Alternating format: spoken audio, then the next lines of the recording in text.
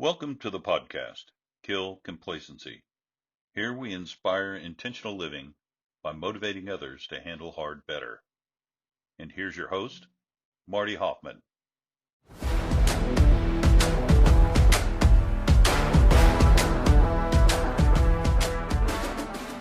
Episode number 3 with Roshan Kalra. Today we're going to learn about how you can use your passion to inspire others and be a world traveler.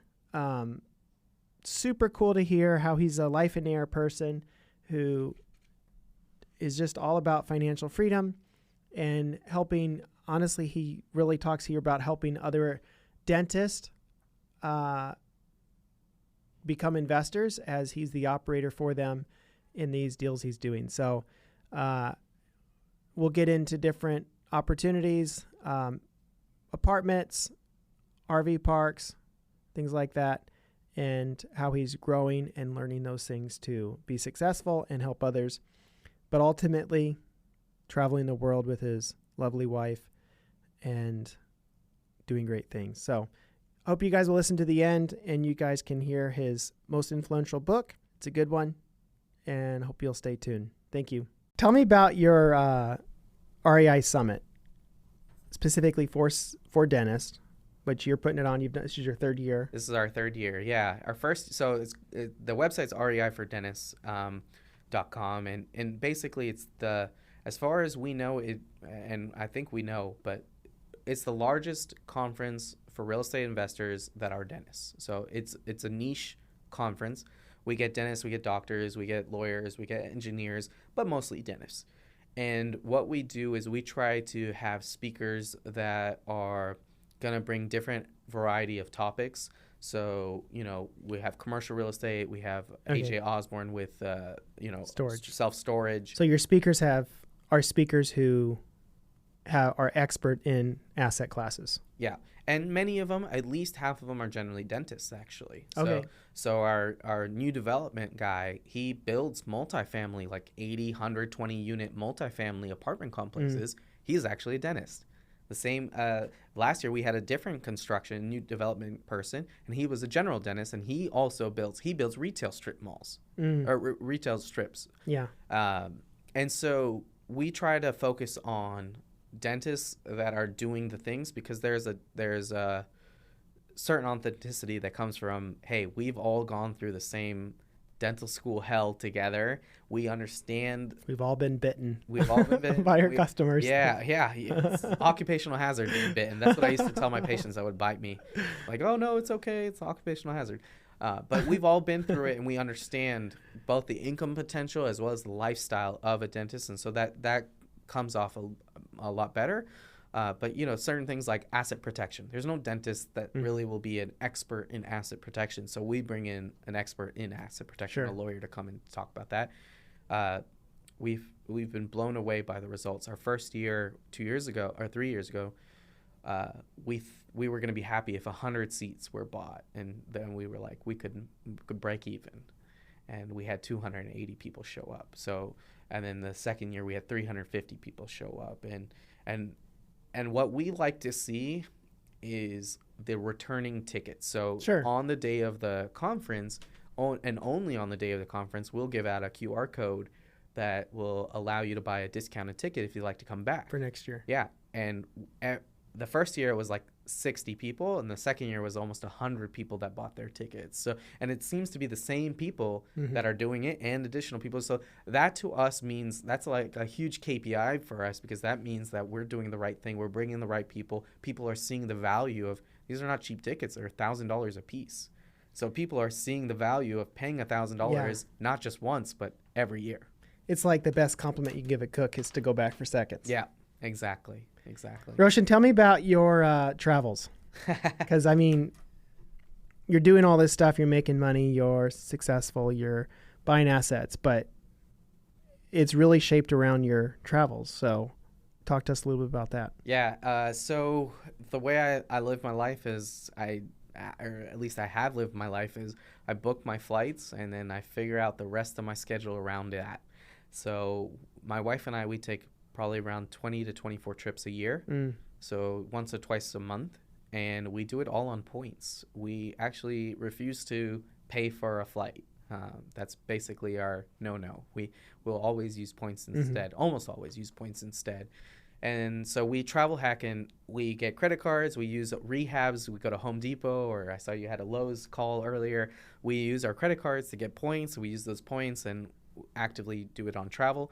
And the way we kind of book it is when we see a flight deal, so we subscribe to a couple different companies like Thrifty Traveler Premium and Going, and they send us flight deals from Oklahoma City or Dallas. And we don't know where those flight deals are going to be. They could be Seattle. They could be Greece.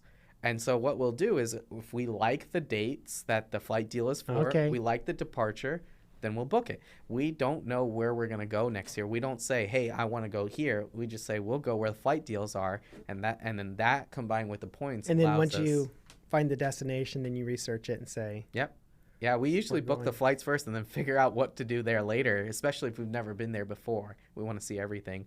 Lately, though, we're family planning, and so that is, if Michelle gets pregnant soon, hopefully she does, that will kind of stifle our travel for a little bit. So we've been a little bit slower lately, but we're still taking, I think, like 15 trips a year. Where's been your favorite place? Oh, that's such an open-ended question. It's like asking a real estate investor, what's your favorite house, right?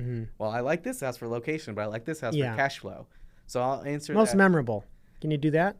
That's too hard. Couple different ones. I have to give you a couple different. Okay. So Singapore, I loved it. It gives you a big city vibe, but it is fixing all the problems that I view as big cities to have. It's not like New York is kind of dirty and smelly, and lots of traffic and unsafe and things like that. Singapore's fixed that. It's clean. It's affordable. The public transport and Ubers are super cheap. There's a lot to do. It's one of the safest cities in the world. I mean, I love that place. Love it. And the food is amazing. So that's like, I would actually move there. But Michelle doesn't like it as much as I do. Then Maldives is the ultimate luxury travel place. Really? Yeah. If you want to go and you want to look to your east and you see a postcard, and then look to your west and you see a postcard, look to your north, you see a postcard, look to your south, you see, no matter which way you're looking, it's beautiful. It looks like a postcard. You could take a picture and put it up on your wall. Maldives is very, very beautiful, but not much to do apart from water stuff because each resort is its own island, which also means that you have to go to a good resort because you don't want to get to a bad island. Are there bad ones? I wouldn't say bad ones, but maybe not as good. Sure. Maybe more crowded. Like the ones we go, they curate the beaches to make them look pristine. Like they literally look like the beach from your dreams, the beach from the movie. They look better than the beaches from the movies. Like it's insane how beautiful it is. We went to the Conrad Hilton one, and it was just absolutely breathtaking in every possible way. So that's ultimate luxury relaxation. And then Barcelona, I feel like, gives you the best of all the worlds. It has a good vibe. It has that beach city vibe, not too expensive, lots to do. I mean, great population, great food. Barcelona. That was another question. Who has the best food? So many places have great food. I'm partial to Asian food, so I like Singapore a lot, but Barcelona is really, really great food as well. That's cool. Yeah. I'm sure if you guys have kids, it'll maybe change a little bit.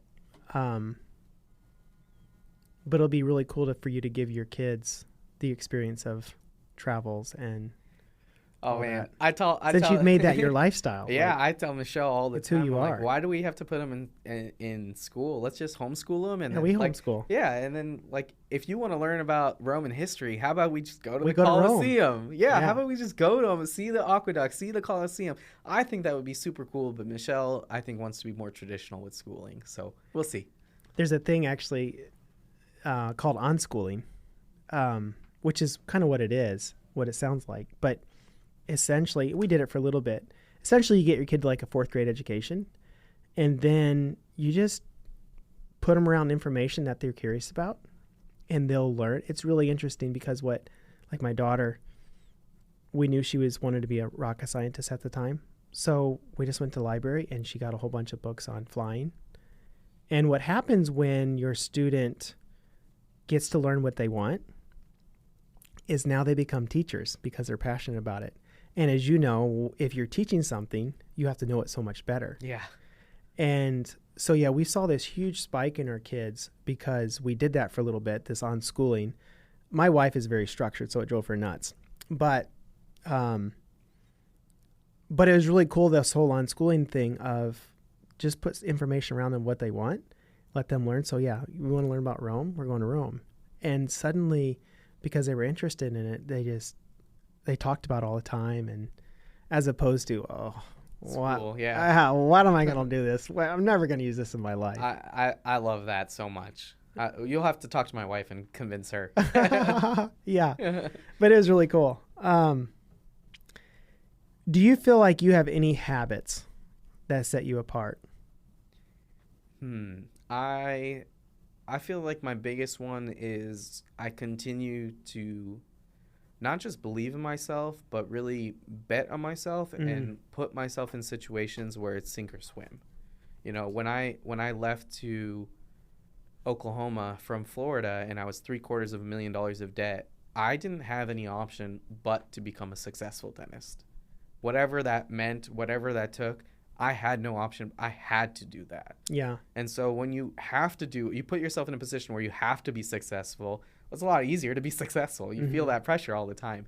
You know, when I buy these commercial properties and I have partners that help fund it, well, I have to make sure that I'm making the income to be able to pay them back. Yeah. Right. So I put myself in a situation where, yeah, it could be a little bit stressful, but I also have to make sure that this is something that I have to do. I have to work hard enough to do that. So I think putting myself in those sink or swim situations and putting my back against the wall and betting big on myself and believing in myself, I think that is something that I do that a lot of people might be afraid to do. And I mean, for good reason. Some people, crash and burn but I think that the knowledge you can get from even crash and burning will allow you to come back even stronger and even better and even faster. So I like putting myself in those kinds of situations. And I also feel like I think a lot about what the future will hold and what do I need to do daily to get there. Do you, I want to ask this question because I don't want people to think, do you think you're a normal guy, like anyone can do what you're doing? Or do you think that you are... If you have the cojones big enough, I feel like, I've taken a lot of risk and a lot of, jumps, leaps of faith. Can anyone do what I'm doing? I think in terms of single family houses, yes. Commercial, you start getting into a different playing field where I think that if you don't have $500,000 liquid, you can't really enter into commercial, at least not the, $2 million plus commercial landscape. So if you don't have that kind of money liquid, or you don't have a job that can produce that kind of money, I don't think necessarily you would be there. I think you could get there, but I don't think you would be there unless you get to certain minimum standards that would be required. Sure. But the stuff I did on single families, 100%, I think anyone can do it if they, educate themselves and really want to do the work to do so. I think our country is the best country for financial growth, and we have so much opportunity. Your long-term debt, 100%. It's never been people that consume so much and are happy about it. It's never been easier. Debt is cheap. Even I know we whine about the rates, but it's still cheap. Yeah, historically it is. Yeah, absolutely. So our government wants us to own property and real estate, and so do banks. They like us as lenders, and if you can figure out a way to find deals and then fund deals, that's all it takes. Yeah. Final two questions would be, I have one more question. Have you read the book Life in Air? No, I haven't. You should read it. Okay. I feel like you're emulating it. Sounds like FIRE. People were telling me, oh, you're doing the FIRE path. And I'm like, I don't know what that is, but I guess so. That was one of Brandon Turner's books of the year, I think 2021 or 2022. Okay. That was I'll when have I to read read it. Yeah, it's really good. But talking about books, what is your all-time favorite book or podcast or something that's really influenced you and shaped you to be who you are? Yeah, so the Brandon Turner book, I call it the blue one because I always forget the title, but it's something like the book on real estate investing or rental property investing. Yeah. I think it's called rental property investing. that blue book for me was like a handbook when I was buying properties. I would like, how do I analyze deals? Well, I flip through the chapters of analyzing deals. Okay, how do I put an offer? I flip through the chapter of offer. Okay, when I'm under contract, what do? I flip to the chapter on what I do under contract. So that book really shaped my real estate investing career for the first 5 years when I was only doing single family. And I feel like that's like the most complete book for a beginner to start with. Then mindset, I love the 10X rule. And Rich Dad Poor Dad has to get the mention because, of course, that book shapes you in terms of learning what an asset and learning what a liability is. But real motivation, I felt like, came from the 10X rule. That's good. And then as we wrap this up, what is your final message? What message does, I mean, what you got 24 hours to live. What do you want people to know about Roshan that is unique to you, but also is a message you want to share? Yeah, I think my goal now that I've achieved financial freedom, I've done a lot of the goals that I wanted to achieve. And now I have to set new goals and figure out what the rest of my life is going to look like now that I've exited out of dentistry. I want people to know that you can achieve financial freedom in 10 years or less. Anyone, at least in the States, can achieve financial freedom in 10 years or less. It's not going to be easy. There's going to be lots of sacrifice. When I moved from Florida to Oklahoma, I sacrificed location. I sacrificed my friends. I sacrificed my family. I literally did not know anyone except for the one person I was opening up an office with. That was the one person I knew. And he was, he's Mormon. So he had a family with 4 kids. So him and I were not like hanging out on the weekends. I gave up everything to come to Oklahoma. And I'm not saying everyone listening to this has to do that, but if you're willing to sacrifice things that, things people might not want to sacrifice in for a better life, you can achieve financial freedom in 10 years or less. When I set out on my journey, probably like 2018, I couldn't sleep one night and I woke up and numbers in Oklahoma were a lot different on real estate at the time. But I just did this. I wish I could find it. And I was just, writing stuff out. But if I could buy a $100,000 house that had 20% equity, so it was worth, say, 125, if I could do 3 of those a year, I had it all worked out with debt pay down, a 3% appreciation. And then I think after year 3, I would start calling those and I would start selling one off here and there. But if you did that for 10 years, I think between your appreciation and debt pay down, at the time I didn't know how much it cost to sell a house, so that was not in there. But in 10 years, if you sold everything, you'd have like 1.2 million. Yeah. Just from the leverage and the equity and doing the BRRRR. Yeah. And that was a huge, and it was because I was reading these books at the time. I was just like, is this for real? And it's exactly what you said. Like, most people don't realize it's attainable, but it wasn't like 3 houses a year isn't that hard. And the dollar amount was a lot less, but it was this leverage with the bank and proper management that you could literally get out of the rat race by doing what the books say. I love, it's funny. I'm actually not crazy about real estate. It's so much work, but as a vehicle, it's the best vehicle. It's the most powerful, best vehicle to financial freedom that there is, the leverage, the ability to earn and grow and scale predictably, and so 100% agree with you. Well, thank you. Awesome. Thank you for having me on. Yep.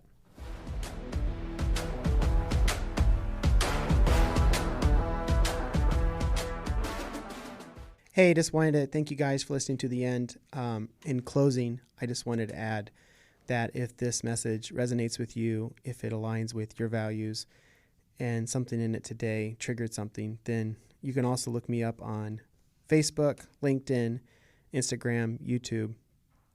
We are really trying to help people live more intentional lives to kill the complacency with which they have subscribed to. I know there's many ways which I get sucked in all the time. So if this is beneficial, follow me there, spread the message, share. And if you want to wear a billboard of a message of kill complacency or live intentionally, then check out my merch store in show notes as well. But it's www.mindsetshop.com. Mindset is with an X, so it's MINDXET shop, SHOP.com. Mindsetshop.com. Check it out. Thank you guys so much, and have a great one. Thank you for listening to Kill Complacency. Follow and share our podcast to change lives and inspire growth.